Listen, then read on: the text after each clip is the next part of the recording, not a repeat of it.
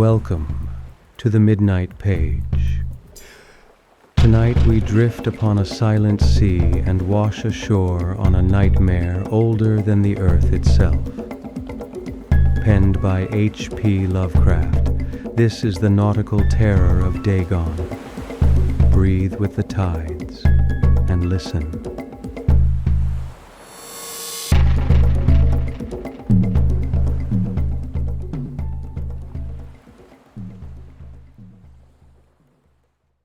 I am writing this under an appreciable mental strain, since by tonight I shall be no more. Penniless, and at the end of my supply of the drug which alone makes life endurable, I can bear the torture no longer, and shall cast myself from this garret window into the squalid street below. Do not think from my slavery to morphine that I am a weakling or a degenerate. When you have read these hastily scrawled pages, you may guess, though never fully realize, why it is that I must have forgetfulness or death.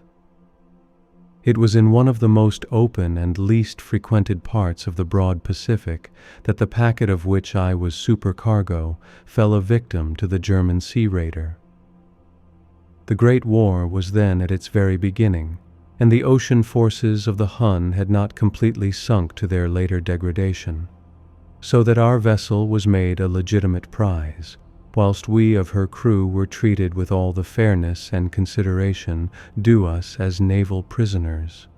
So liberal, indeed, was the discipline of our captors that 5 days after we were taken, I managed to escape alone in a small boat with water and provisions for a good length of time. When I finally found myself adrift and free, I had but little idea of my surroundings. Never a competent navigator, I could only guess vaguely by the sun and stars that I was somewhat south of the equator. Of the longitude I knew nothing, and no island or coastline was in sight.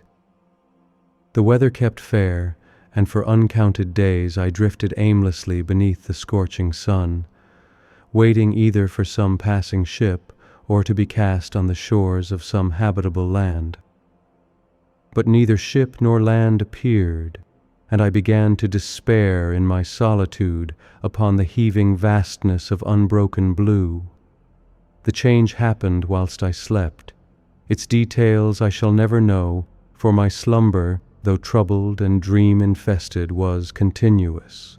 When at last I awakened, it was to discover myself half-sucked into a slimy expanse of hellish black mire which extended about me in monotonous undulations as far as I could see, and in which my boat lay grounded some distance away. Though one might well imagine that my first sensation would be of wonder at so prodigious and unexpected a transformation of scenery, I was in reality more horrified than astonished. For there was in the air and in the rotting soil a sinister quality which chilled me to the very core. The region was putrid with the carcasses of decaying fish and of other less describable things which I saw protruding from the nasty mud of the unending plain. Perhaps I should not hope to convey in mere words the unutterable hideousness that can dwell in absolute silence and barren immensity. There was nothing within hearing and nothing in sight save a vast reach of black slime. Yet the very completeness of the stillness and the homogeneity of the landscape oppressed me with a nauseating fear. The sun was blazing down from a sky which seemed to me almost black in its cloudless cruelty, as though reflecting the inky marsh beneath my feet. As I crawled into the stranded boat, I realized that only one theory could explain my position. Through some unprecedented volcanic upheaval, a portion of the ocean floor must have been thrown to the surface, exposing regions which for innumerable millions of years had lain hidden under unfathomable watery depths. So great was the extent of the new land which had risen beneath me that I could not detect the faintest noise of the surging ocean, strain my ears as I might. Nor were there any seafowl to prey upon the dead things. For several hours I sat thinking or brooding in the boat, which lay upon its side and afforded a slight shade as the sun moved across the heavens. As the day progressed, the ground lost some of its stickiness and seemed likely to dry sufficiently for traveling purposes in a short time. That night I slept but little, and the next day I made for myself a pack containing food and water, preparatory to an overland journey in search of the vanished sea and possible rescue. On the third morning I found the soil dry enough to walk upon with ease. The odor of the fish was maddening, but I was too much concerned with graver things to mind so slight an evil, and set out boldly for an unknown goal. All day I forged steadily westward, guided by a faraway hummock which rose higher than any other elevation on the rolling desert. That night I encamped, and on the following day still traveled toward the hummock, though that object seemed scarcely nearer than when I had first espied it. By the fourth evening I attained the base of the mound, which turned out to be much higher than it had appeared from a distance, an intervening valley setting it out in sharper relief from the general surface. Too weary to ascend, I slept in the shadow of the hill. I know not why my dreams were so wild that night, but ere the waning and fantastically gibbous moon had risen far above the eastern plain, I was awake in a cold perspiration, determined to sleep no more. Such visions as I had experienced were too much for me to endure again, and in the glow of the moon I saw how unwise I had been to travel by day. Without the glare of the parching sun, my journey would have cost me less energy. Indeed, I now felt quite able to perform the ascent which had deterred me at sunset. Picking up my pack, I started for the crest of the eminence. I have said that the unbroken monotony of the rolling plain was a source of vague horror to me, but I think my horror was greater when I gained the summit of the mound and looked down the other side into an immeasurable pit or canyon, whose black recesses the moon had not yet soared high enough to illumine. I felt myself on the edge of the world, peering over the rim into a fathomless chaos of eternal night. Through my terror ran curious reminiscences of Paradise Lost and Satan's hideous climb through the unfashioned realms of darkness. As the moon climbed higher in the sky, I began to see that the slopes of the valley were not quite so perpendicular as I had imagined. Ledges and outcroppings of rock afforded fairly easy footholds for a descent, whilst after a drop of a few hundred feet, the declivity became very gradual. Urged on by an impulse which I cannot definitely analyze, I scrambled with difficulty down the rocks and stood on the gentler slope beneath, gazing into the Stygian deeps where no light had yet penetrated. All at once my attention was captured by a vast and singular object on the opposite slope, which rose steeply about 100 yards ahead of me, an object that gleamed whitely in the newly bestowed rays of the ascending moon.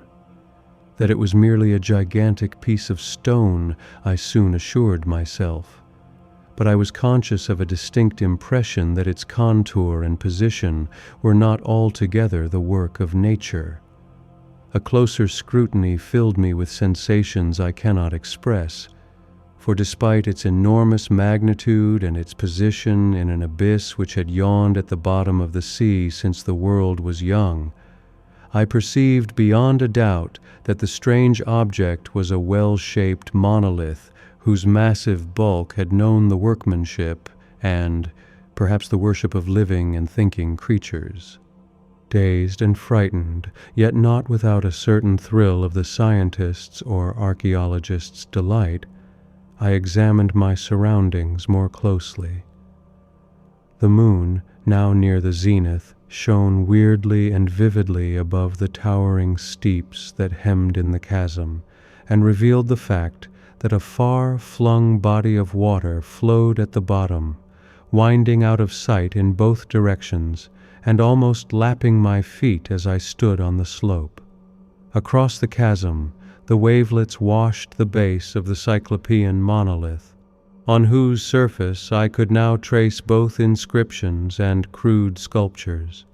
The writing was in a system of hieroglyphics unknown to me, and unlike anything I had ever seen in books, consisting for the most part of conventionalized aquatic symbols such as fishes, eels, octopi, crustaceans, mollusks, whales, and the like.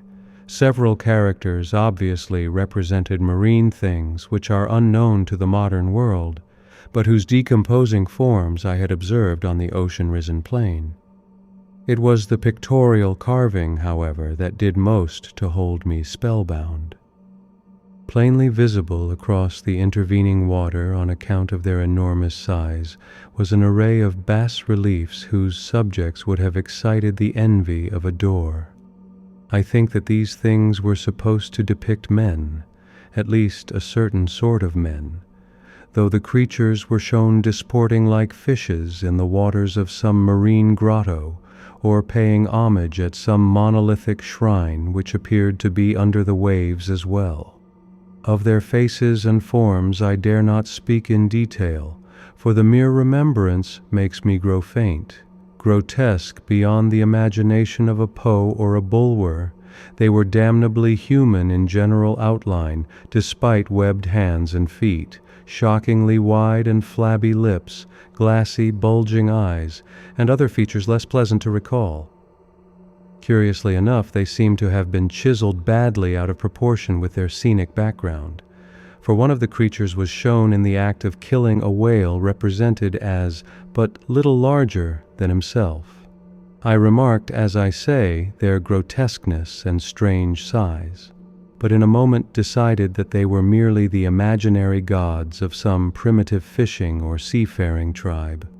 Some tribe whose last descendant had perished eras before the first ancestor of the Piltdown or Neanderthal man was born.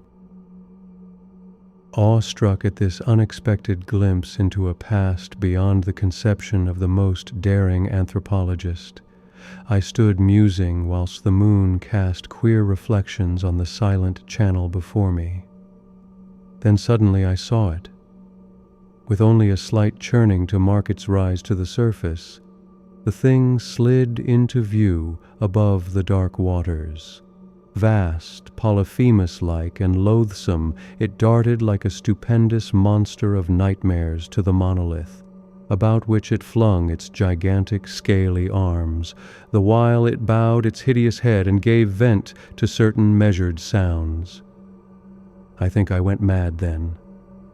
Of my frantic ascent of the slope and cliff, and of my delirious journey back to the stranded boat, I remember little.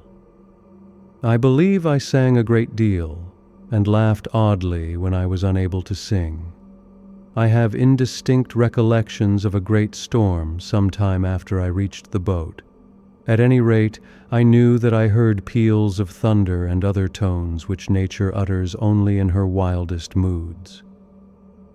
When I came out of the shadows, I was in a San Francisco hospital, brought thither by the captain of the American ship which had picked up my boat in mid-ocean. In my delirium I had said much, but found that my words had been given scant attention. Of any land upheaval in the Pacific, my rescuers knew nothing, nor did I deem it necessary to insist upon a thing which I knew they could not believe. Once I sought out a celebrated ethnologist and amused him with peculiar questions regarding the ancient Philistine legend of Dagon, the fish god. But soon perceiving that he was hopelessly conventional, I did not press my inquiries. It is at night, especially when the moon is gibbous and waning, that I see the thing. I tried morphine, but the drug has given only transient surcease and has drawn me into its clutches as a hopeless slave.